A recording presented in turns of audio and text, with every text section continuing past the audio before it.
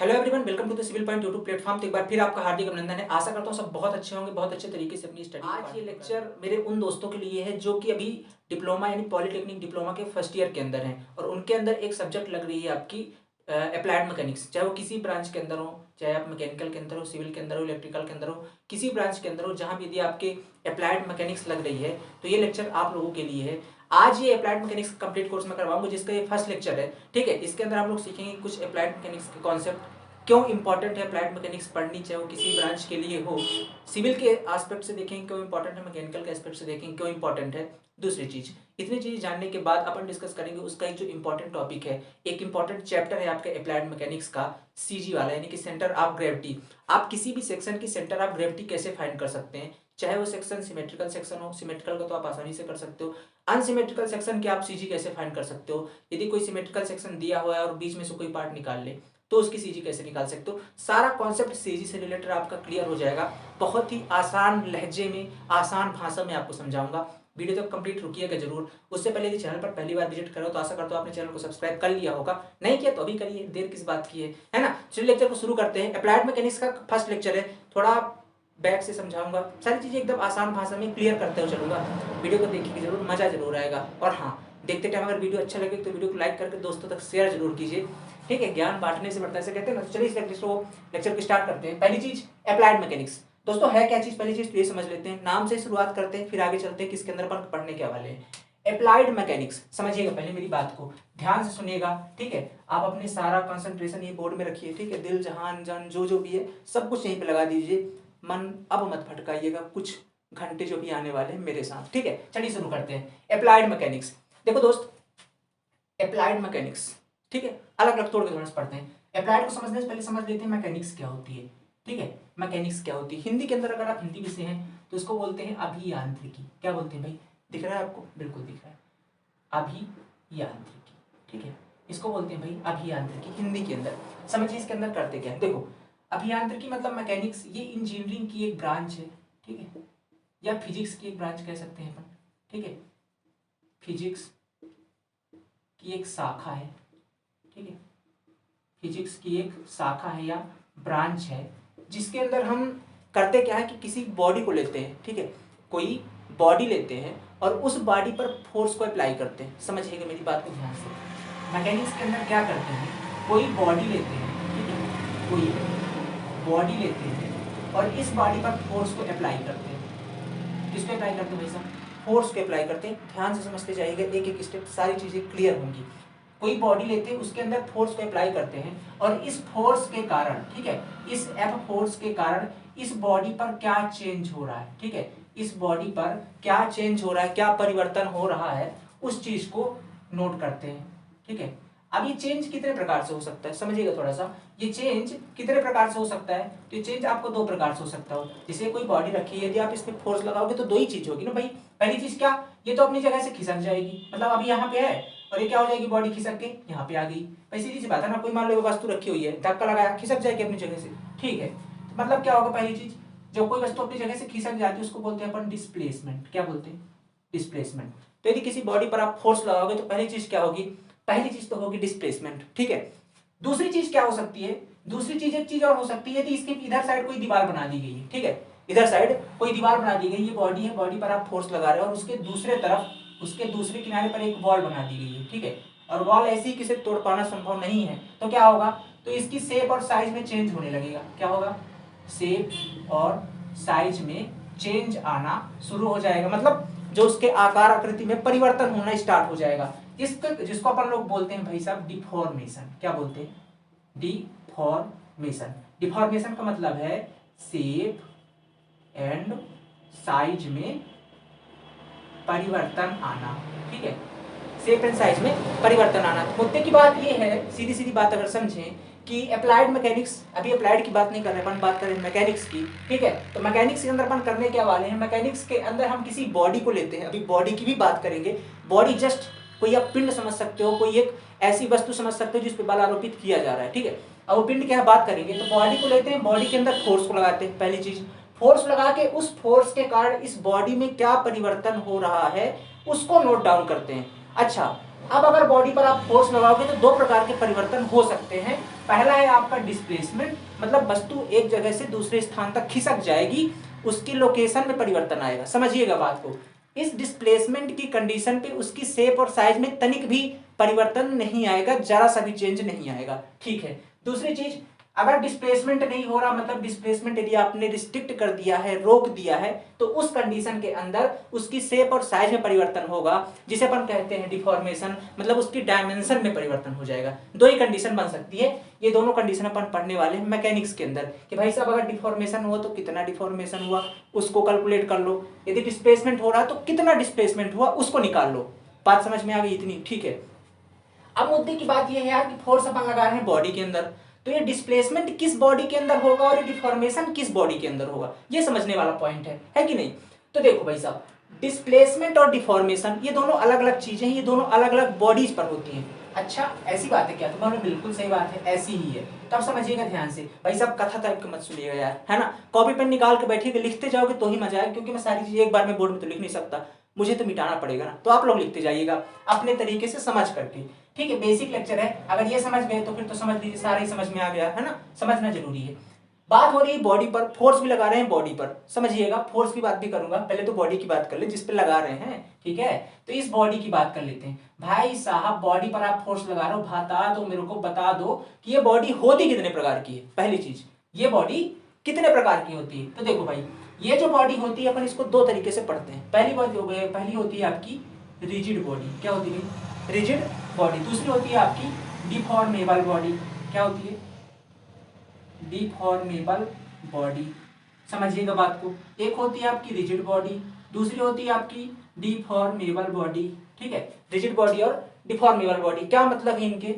ये जो rigid body होती है, रिजिड मतलब बोलते हैं ना, मतलब कतई ढीठ बोल सकते हो आप उसको, है ना? मतलब आप फोर्स लगा लगा के मर जाओ, वस्तु में परिवर्तन नहीं होगा। परिवर्तन इन द सेंस उसकी डायमेंशन में परिवर्तन नहीं होगा, है ना? मतलब फोर्स लगाने पर डायमेंशन में चेंज ना हो, मतलब एकदम ढीठ प्रकृति का है ये बॉडी, है ना? कितना भी आप फोर्स लगा रहे हो, इसकी आकार आकृति में परिवर्तन नहीं होगा। अच्छा, ये बात है, बिल्कुल सही बात है। साइज और शेप, डायमेंशन मतलब साइज और शेप में परिवर्तन नहीं होगा।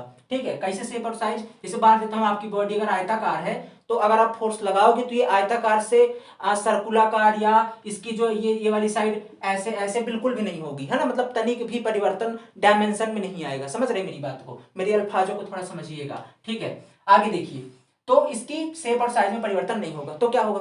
फिर क्या होगा? फिर डिस्प्लेसमेंट होगा। अब यदि किसी बॉडी में शेप साइज में परिवर्तन, मतलब डिफॉर्मेशन, इसको शेप डिफॉर्मेशन बोलते हैं, अगर शेप साइज में परिवर्तन होता है तो नहीं हो रहा, मतलब डिफॉर्मेशन तो नहीं हो रहा है, तो क्या होगा? डिस्प्लेसमेंट होगा। सीधी सी बात है। क्या होगा भाई साहब? डिस्प्लेसमेंट होगा। डिस्प्लेसमेंट मतलब वस्तु अपनी जगह से खिसक जाएगी, वस्तु या बॉडी अपनी जगह से खिसक जाएगी। क्या हो जाएगी? खिसक जाएगी। ठीक है, खिसक जाएगी, और इस खिसकने को ही हम डिस्प्लेसमेंट बोलते हैं या डिस्प्लेस्ड हो जाना बोलते हैं। ठीक है, थोड़ी आसान भाषा में समझा रहा हूँ, बातें दिल तक जानी चाहिए आपके, मेरे अल्फाज समझ में आने चाहिए, बाकी वर्ड का क्या है अपन तो सीख ही लेंगे। ठीक है, तो डिस्प्लेसमेंट मतलब अपने स्थान से दूसरे स्थान तक खिसक जाना, इसको बोलते हैं डिस्प्लेसमेंट। तो इतनी बातें समझ में आ गई कि यार डिस्प्लेसमेंट कहाँ हो रहा है? रिजिड बॉडी के अंदर हो रहा है। दूसरी चीज, तो भाई साहब ये बता दो डिफॉर्मेशन कहाँ होगा? तो नाम से ही दिख रहा है, डिफॉर्मेबल बॉडी के अंदर होगा। तो इसका मतलब क्या है? तो समझिए बात को, डिफॉर्मेबल बॉडी का मतलब यह है कि ड्यू टू फोर्स का मतलब बल लगाने पर, ठीक है, या बल के प्रभाव के कारण, ड्यू टू फोर्स डायमेंशन, ठीक है, डायमेंशन हिंदी में इसको बोलते हैं विमा। ठीक है, विमा मतलब उसकी लंबाई चौड़ाई ऊंचाई जो भी है, डायमेंशन में चेंज होगा। ठीक है, डायमेंशन में चेंज होगा। कहने का मतलब क्या है कि यार डिफॉर्मेबल बॉडी एक ऐसी बॉडी है जिस पर यदि आप फोर्स लगाओगे, यदि आप उस पर फोर्स लगाओगे तो उसकी डायमेंशन में परिवर्तन हो जाएगा। क्या मतलब इसका? यदि कोई बॉडी मान लीजिए आपको रेक्टेंगल शेप की दी गई, आपने इस पे फोर्स लगाया तो ये कैसे हो जाएगी? ये कुछ बदल के मान लीजिए ऐसे हो जाएगी, इरेगुलर शेप की हो जाएगी, शेप ही बदल जाएगा। ऐसी बॉडी को बोलते हैं डिफॉर्मेबल बॉडी। समझ गए बात को? ठीक है भाई, तो ये जो डिफॉर्मेशन होता है किसके अंदर होता है भाई?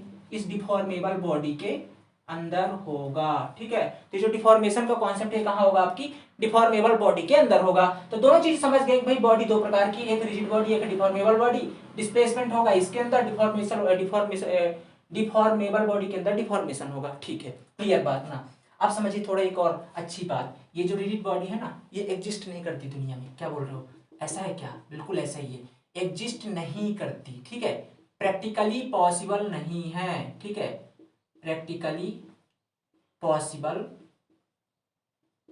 नहीं है, ठीक है। मतलब बिल्कुल, मतलब ऐसे बोले तो प्रैक्टिकली संभव नहीं है ये बॉडी की कोई ऐसी बॉडी आप ढूंढ लगाओ जिसमें आप बल लगाए जा रहे हो लेकिन परिवर्तन ना हो। क्या कोई ऐसी बॉडी है? अब मुझे एक बात बताओ मेरे प्यारे बच्चों, मुझे एक बात बताओ कि ऐसी दुनिया में कौन सी बॉडी है जो सबसे ज्यादा कठोर होती है? तो आप बोले बिल्कुल भाई साहब हमको पता है। बोले क्या है? बोले हीरा है ना। दुनिया में सबसे ज्यादा कठोर पदार्थ क्या होता है? हीरा होता है। पर क्या करते हैं अपन, हीरे को भी तो तोड़ मरोड़ के गहने बना के पहन लेते हैं, पहनते कि नहीं पहनते? तो अब उससे कठोर तो कुछ है नहीं। तो इसका मतलब जो सबसे कठोर था उसको भी अपन ने तोड़ मरोड़ लिया ना। तोड़ना मरोड़ना मतलब क्या, उसकी डायमेंशन में परिवर्तन कर दिया ना। कर दिया मतलब उसके अंदर डिफॉर्मेशन को ले आया ना। तो कैसे लाए होंगे? फोर्स ही लगाए होंगे ना। तो फोर्स को लगा करके अपन हीरे के अंदर भी डायमेंशन में परिवर्तन कर लेते हैं, मतलब डिफॉर्मेशन ले आते हैं। तो फिर ऐसी कौन सी बॉडी बची जिसके अंदर अपन डिफॉर्मेशन नहीं ला सकते? तो भाई साहब ऐसी कोई बॉडी है ही नहीं। फिर ये क्या पढ़ा रहे हो, मतलब झूठ का पढ़ा रहे हो? तो बिल्कुल नहीं। ऐसा इसलिए है क्योंकि अपन लोग इसको मान लेते हैं। क्या करते हैं? मान लेते हैं, ठीक है। ये एग्जिस्ट नहीं करती पर मान लेते हैं भाई साहब, मान लेते हैं, एज्यूम कर लेते हैं, ठीक है, कि ऐसी कोई बॉडी है दुनिया में जो कि जिस पे अपन फोर्स लगाएंगे और जिसके अपन फोर्स लगाएंगे और उस पर डिफॉर्मेशन नहीं होगा। ऐसा अपन ने माना है, ऐसी कोई बॉडी एग्जिस्ट नहीं करती है प्राकृतिक या प्रैक्टिकल रूप से, ठीक है। तो बोलोगे यार आपने माना क्यों भाई साहब, जब है नहीं तो कोई चीज मानने की क्या जरूरत है? तो गणित के अंदर पढ़ा होगा ना, माना कि यक्स, कोई चीज निकालने के लिए मानते थे ना अपन। जैसे मान लो आपकी बोल दिए कि माता पिता की आयु ये है, ये बच्चे की आयु क्या होगी, तो मान लो बेटे बच्चे की आयु एक्स है, ऐसे मानते थे ना। तो ऐसे यहाँ भी है, कुछ इंस्ट्रक्चर्स होते हैं। जैसे अगर आप मैकेनिकल के अंदर हैं, ठीक है, यदि आप सिविल के अंदर है, सिविल के अंदर की मैं बात करूँ तो सिविल के अंदर कुछ स्ट्रक्चर होते हैं, उनको सॉल्व करने के लिए अभी आगे अपन पढ़ेंगे थोड़ा। अभी ऐसा समझ लो बस कि कुछ स्ट्रक्चर्स हैं, उनको सॉल्व करने के लिए हमको ये मानना पड़ता है, ये कॉन्सेप्ट मानना पड़ता है। बस आगे जब आप पढ़ोगे सुन तो वहां आपको समझ में आएगी सारी चीजें। बट कुछ स्ट्रक्चर्स हैं, उनको सॉल्व करने के लिए रिजिड बॉडी का कॉन्सेप्ट मानना पड़ता है। बस इतनी बातें हैं। अच्छा, डिफॉर्मेबल बॉडी क्या है? डिफॉर्मेबल बॉडी सीधी सी बॉडी है जिसके अंदर आप फोर्स लगाओगे और डिफॉर्मेशन होगा, ठीक है। अच्छा एक बात बताओ यार भैया, आपके माइंड में क्वेश्चन आ रहा होगा, सारी कथा तो सुना दी, मुझे ये बताओ मैकेनिक्स का मतलब समझा दिया, बॉडी का मतलब समझा दिया, कौन सी बॉडी में क्या होता है सारी चीज समझा दी। मैकेनिक्स का समझ में आ गया कि फोर्स लगाएंगे चेंज निकालेंगे। मैकेनिक्स का मतलब बॉडी पर फोर्स लगाएंगे, फोर्स के कारण क्या प्रभाव पड़ रहा है उसको नोट करेंगे। सीधी से मतलब है किसका? मैकेनिक्स का। दूसरी चीज तो फिर अप्लाइड मैकेनिक्स का मतलब क्या है भाई साहब? अप्लाइड मैकेनिक्स के अंदर क्या करने वाले हैं ये तो बता दो। मैकेनिक्स के अंदर तो समझ गया फोर्स लगाने वाले हैं बॉडी में, फोर्स लगाने के बाद इस अप्लाइड मैकेनिक्स के अंदर कौन सा प्रभाव आने वाला है? क्या है, डिफॉर्मेशन वाला आने वाला है कि रिजिड बॉडी वाला आने वाला है, मतलब डिस्प्लेसमेंट वाला आने वाला है? तो सुनिएगा, जो अपन अप्लाइड मैकेनिक्स के अंदर पढ़ने वाले हैं ना, उसको पढ़ने वाले हैं ये वाली बॉडी, ठीक है। अप्लाइड मैकेनिक्स के अंदर हम लोग बॉडी को पहले ही मान लेते हैं कि भैया बॉडी रिजिड बॉडी है, ठीक है। अप्लाइड मैकेनिक्स के अंदर हम लोग पहले से एज्यूम कर लेते हैं कि जो बॉडी पर अपन फोर्स लगा रहे हैं वो बॉडी आपकी रिजिड बॉडी है। क्यों क्यों मान लेते हैं ऐसा? देखो समझिएगा, अभी बताएंगे आगे, थोड़ा सब्र रखिए, ठीक है। सब्र का फल मीठा होता है। पहले आप ये मान लीजिए कि अप्लाइड मैकेनिक्स इंजीनियरिंग की एक ऐसी ब्रांच है जिसके अंदर अपन एक रिजिड बॉडी पर, ठीक है, एक रिजिड बॉडी पर क्या करेंगे, फोर्स को अप्लाई करेंगे और उस फोर्स के कारण क्या परिवर्तन हो रहा है उस बॉडी के अंदर, उस चीज को नोट डाउन करेंगे। यही चीज करने वाले हैं अप्लाइड मैकेनिक्स के अंदर। मैकेनिक्स के अंदर किसी भी बॉडी पर अप्लाई करके देख सकते हैं, क्योंकि मैकेनिक्स एक प्रकार की नहीं होती। अभी पढ़ाऊंगा मैकेनिक्स कितने प्रकार की है। मैकेनिक्स एक प्रकार की नहीं होती है, तो अभी 2-3 प्रकार की पढ़ेंगे, ठीक है। तो मैकेनिक्स एक प्रकार की नहीं होती है, ठीक है।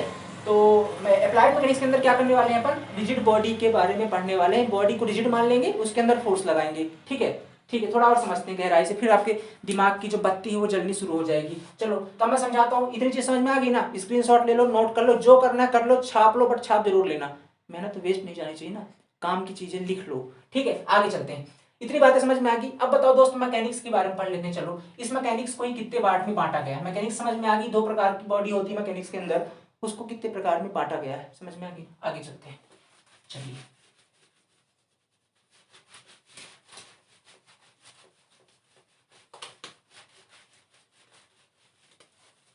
देखो, तो इस मैकेनिक्स को अपन 3 पार्टों के अंदर डिवाइड करते हैं, ठीक है, 3 पार्ट्स में डिवाइड करके पढ़ते हैं। पहली चीज क्या है आपकी, पहली होती है आप मैकेनिक्स ऑफ रिजिड बॉडी। दूसरी होती है आपकी मैकेनिक्स ऑफ डिफॉर्मेबल बॉडी, ठीक है, और तीसरी होती है आपकी मैकेनिक्स ऑफ फ्लूइड, ठीक है। 3 प्रकार की मैकेनिक्स पढ़ते हैं अपन, ठीक है, मैकेनिक्स अपन 3 प्रकार की पढ़ते हैं। पहली है मैकेनिक्स ऑफ रिजिड बॉडी, ऐसी मैकेनिक्स जहां अपन रिजिड बॉडी पर फोर्स अप्लाई करके चेंज देखेंगे उसको बोलते हैं मैकेनिक्स ऑफ रिजिड बॉडी, और इसको पढ़ते हैं अपन, जो आप पढ़ रहे हो अभी, अप्लाइड मैकेनिक्स के अंदर, ठीक है, इसको पढ़ते हैं अपन अप्लाइड मैकेनिक्स के अंदर। दूसरी होती है मैकेनिक्स ऑफ डिफॉर्मेबल बॉडी, इसको पढ़ते हैं अपन, जिसके अंदर बॉडी पर फोर्स लगाएंगे और डिफॉर्मेशन होगा, इसको पढ़ेंगे अपन सोम के अंदर, ठीक है, स्ट्रेंथ ऑफ मटेरियल के अंदर, इसका फुल फॉर्म है स्ट्रेंथ ऑफ मटेरियल, ठीक है, स्ट्रेंथ ऑफ मटेरियल, ये पढ़ोगे आप 4th सेमेस्टर के अंदर, सिविल वाले 4th सेमेस्टर में पढ़ेंगे, ठीक है। बात करते हैं मैकेनिक्स ऑफ फ्लूइड के अंदर। फ्लूइड का मतलब क्या है, फ्लूइड का मतलब है कि कोई गैस या लिक्विड पदार्थ, ठीक है, फ्लूइड का मतलब कोई लिक्विड और गैस। तो बोलो क्या भैया आप गैस और लिक्विड पर भी फोर्स लगाएंगे, तो बिल्कुल सही बात है। अगर इस मैकेनिक्स ऑफ फ्लूइड के अंदर हम लोग कौन सी बॉडी लेंगे, कोई भी एक लिक्विड ले लेंगे या पानी ले लेंगे, कोई भी लिक्विड ले लेंगे और एक कोई गैस ले लेंगे, उसके अंदर आप फोर्स लगा के देखेंगे क्या परिवर्तन हो रहा है। बोले क्या बात है, ये सब पढ़ाएंगे क्या हमको सिविल में, बिल्कुल सही पकड़े हो, यही पढ़ाने वाले हैं मैकेनिक्स ऑफ फ्लूइड, ठीक है। इसके अंदर क्या पढ़ेंगे, लिक्विड या फ्लूइड पार्टिकल्स, ठीक है, पार्टिकल्स पर फोर्स लगाकर देखेंगे इफेक्ट, ठीक है, फोर्स लगाकर प्रभाव देखेंगे किसके अंदर भाई साहब, मैकेनिक्स ऑफ फ्लूइड के अंदर। इसी का एक नाम है सब्जेक्ट का, कौन सब्जेक्ट के अंदर, फ्लूइड मैकेनिक्स, किसका, फ्लूइड मैकेनिक्स, ठीक है, फ्लूइड मैकेनिक्स जो आप पढ़ोगे 3rd सेमेस्टर के अंदर, ठीक है, 3rd सेमेस्टर के अंदर पढ़ेंगे पॉलिटेक्निक डिप्लोमा वाले, ठीक है। इसको जो स्ट्रेंथ ऑफ मटेरियल इसको पढ़ेंगे 4th सेम के अंदर, इसको पढ़ेंगे 1st सेम के अंदर। तो भाई साहब अप्लाइड मैकेनिक्स कहानी कुछ कुछ यहां से निकल कर आई थी। अब आपके जहान में ये बात चढ़ गई होगी कि अपन करने क्या वाले हैं, बॉडी लेने वाले हैं, बॉडी पर फोर्स लगाने वाले हैं, फोर्स लगा करके देखने वाले हैं क्या हुआ, बस दैट्स इट। कौन सी बॉडी होगी, बॉडी आपकी रिजिड बॉडी होगी, मतलब जिसके अंदर डिफॉर्मेशन नहीं होगा। क्वेश्चन पूछे रिजिड बॉडी क्या है, एक ऐसी बॉडी जिसके अंदर तनिक भी डिफॉर्मेशन नहीं होता, ऐसे नहीं लिखना। Rigid body, it is a body that which be applied the force but not considered any deformation in the body, that's it. यही चीज है आपकी क्या, रिजिड बॉडी, ठीक है। आगे देखते हैं मैकेनिक्स ऑफ डिफॉर्मेबल बॉडी, इसको पढ़ेंगे सोम के अंदर, इसको पढ़ने वाले हैं अपन फ्लूइड मैकेनिक्स के अंदर 3rd सेमेस्टर में। अब हमको पढ़ना क्या है, केवल इसके बारे में पढ़ना है। चले तो कह दें तो स्टार्ट कर दें अब, ठीक है। अब चलते हैं अपन अपने सब्जेक्ट के अंदर, बेसिक्स हो गए सारे, ठीक है दोस्त। समझ में तो मेरे हिसाब से आ रहा होगा क्योंकि मैं तो इतना शानदार पढ़ाई रहा हूँ, है ना, और अगर आ रहा है तो अपने दोस्तों तक शेयर भी करो यार, ठीक है कि नहीं।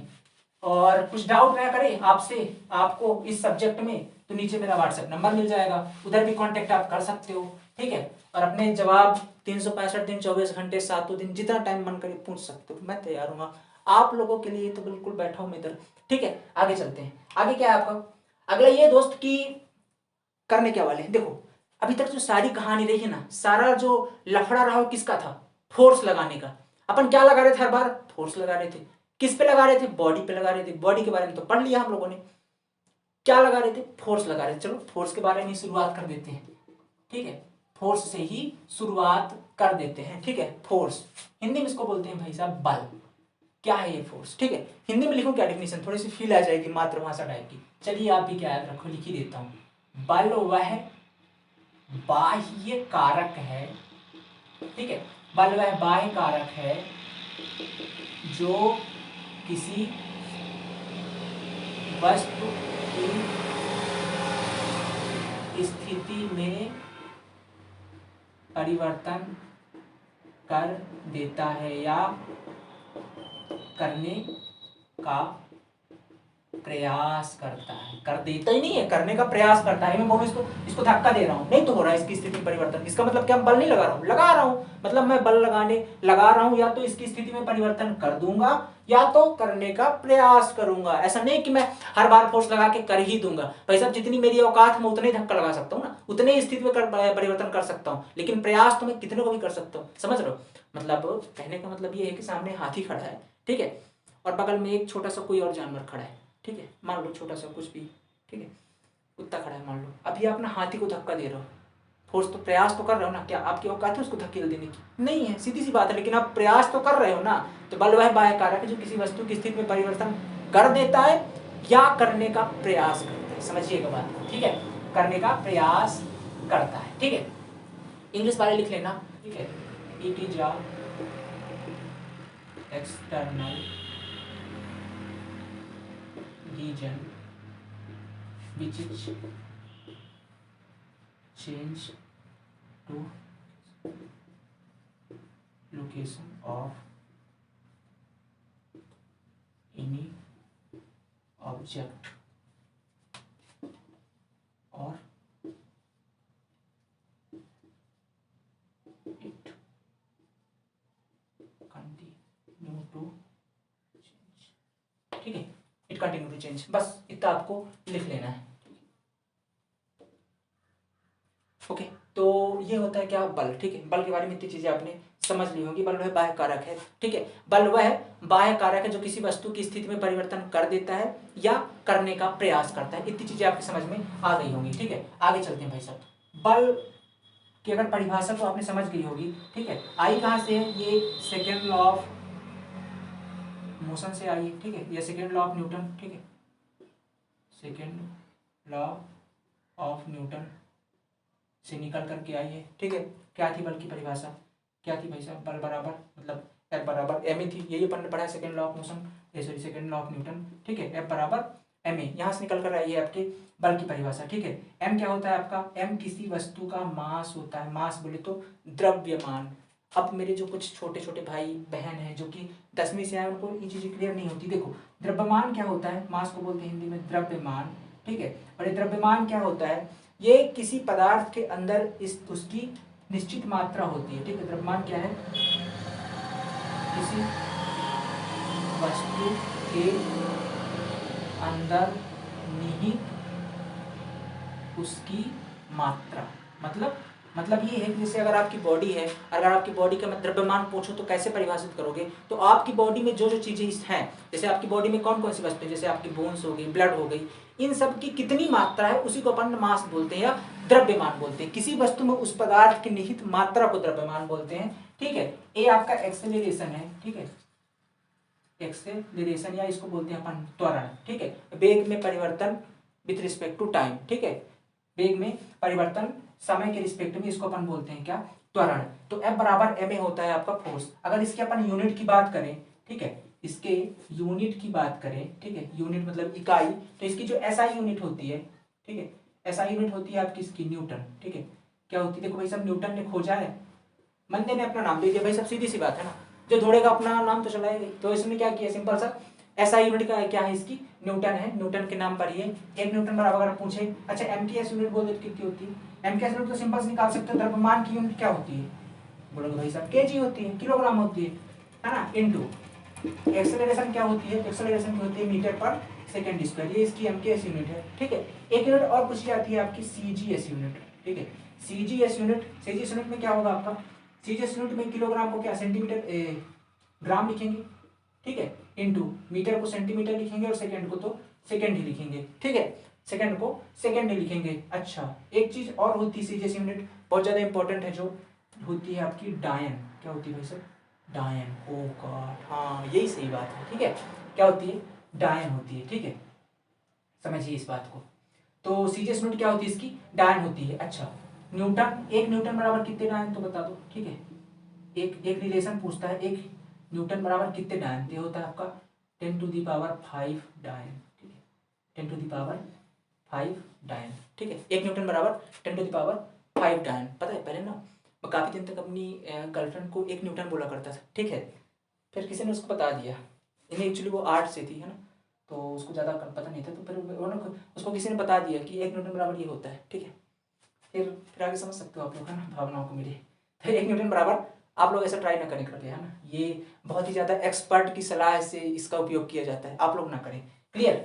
1 न्यूटन बराबर 10⁵ डायन, ठीक है, 10⁵ डायन। तो ये होती है इसकी सीजीएस यूनिट। अगर इसका आप डायमेंशन निकालना चाहें तो मैं कहाँ निकाल दूँ, इधर निकाल देता हूँ। परिभाषा आपने लिख ली होगी, नहीं लिखी तो लिख लीजिए। डायमेंशन क्या होती है, ठीक है, डायमेंशन, डायमेंशन बोले तो वीमा बोलते हैं, ठीक है। वीमा निकालते हैं अपन MLT सिस्टम के अंदर, मतलब द्रव्यमान, लंबाई और समय के रिस्पेक्ट में निकालते हैं। तो इसके अंदर देखोगे तो एक ही द्रव्यमान, मतलब एक ही केजी है, तो द्रव्यमान की पावर N1 हो जाएगा। मीटर आपका एक ही है, मीटर रिप्रेजेंट करता है लेंथ की, लंबाई से शो करते हैं ना मीटर को, मतलब मीटर किसके लिए होती है, लंबाई की यूनिट होती है, तो लंबाई भी एक है। समय किसके नीचे है, समय का सेकंड है, पावर में 2 है, ऊपर जाएगा तो माइनस में पावर 2 हो जाएगा, तो टाइम की पावर -2, ठीक है। तो ये हो गई इसकी डायमेंशन, ठीक है, ये हो गई इसकी डायमेंशन। तो डायमेंशन समझ में आ गया पूरी चीजें। तो बल के बारे में अपन ने सारी चीजें पढ़ ली। अब बल कई प्रकार के होते हैं, ठीक है, बल के बारे में डिटेल में पढ़ेंगे अगले वीडियो के अंदर, ठीक है। तो ये था बेसिक इंट्रो आपका, जो कि अप्लाइड मैकेनिक्स का अपन ने यहाँ पे सीखा, ठीक है। अब फर्स्ट चैप्टर का आगे से स्टार्ट करेंगे, भी तो केवल इंट्रो था, अभी फर्स्ट चैप्टर अपन स्टार्ट करेंगे, ठीक है। फोर्स वाला चैप्टर की फोर्स कैसे कैसे लगते हैं, ठीक है दोस्त, आगे अपन करेंगे। अच्छा, तो यहाँ तक आपको वीडियो कैसा लगा, आपको वीडियो अच्छा लगा, जैसा भी लगा हो, अपने विचार, आप अनमोल विचार जो भी आपके हो कमेंट बॉक्स में मुझे बता सकते हैं, ठीक है। और अगर आपको किसी प्रकार का कोई डाउट है तो आप ये व्हाट्सएप नंबर पे कांटेक्ट करके मेरे से सारी जानकारी, ठीक है, प्राप्त कर सकते हो, किसी भी चीज़ से रिलेटेड यदि आपको जानकारी चाहिए तो, ठीक है। और यदि आप कंप्लीट कोर्स चाहते हो इसका, तो भी आप इस नंबर पर संपर्क करके बात कर सकते हो, ठीक है। मिलते हैं नेक्स्ट वीडियो के अंदर। Thank you so much, have a nice day. आशा करता हूँ सब बहुत अच्छे रहोगे, पढ़ाई करते रहोगे, जी जान लगा दोगे। फर्स्ट ईयर है आपका भी, और यही वो टाइम है ना, थोड़ा सा घूमने भागने का मन करेगा, उसके साथ पढ़ाई भी करो, वो भी जरूरी है, ठीक है। चलिए लेक्चर को यहीं पे विराम देते हैं, अपनी बातों को यहीं पे विराम देते हैं, मिलते हैं नेक्स्ट लेक्चर के अंदर। Thank you so much.